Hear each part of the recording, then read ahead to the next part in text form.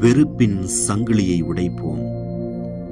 இடைவிடாது தூய உள்ளத்தோடு அவரிடம் ஜெபிக்கவும், தாழ்ச்சி கொண்டிருக்கவும், துன்புறுத்தப்படும் போது பலவீனத்திலும் பொறுமையாய் இருக்கவும், துன்புறுத்துவோரையும் குறைகூறி வசை கூறுபவரையும் நாடி தேடி அன்பு செய்யவும் வேண்டும்.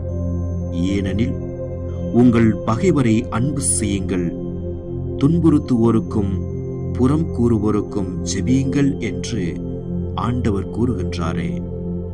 இறுதி ஒழுங்கு 10. இன்றைய சிந்தனை: வெறுப்பும் கசப்பும் மனித வாழ்வின் சகஜமான யதார்த்தங்கள். அவற்றிலிருந்து நாம் விலகி இருந்தாலும் பிறர் நம்மீது வெறுப்பும் கசப்பும் கொண்டிருப்பதுண்டு.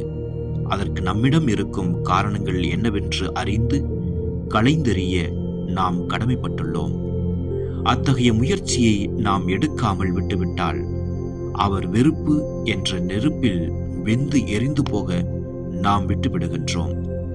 இன்னும் அவர்கள் வெறுப்பை விட்டொழிக்காமல் இருப்பார்கள் என்றால் நாமே அவர்களை நாடி தேடி அவர்களை தெளிவுபடுத்துவது நமது கிறிஸ்தவ கடமையாகும். அப்படியும் அவர்கள் வெறுப்பு கொண்டு செயல்படுவார்கள் என்றால் அவர்களுக்காக இறையிறக்கம் வேண்டி மன்றாடுவோமாக.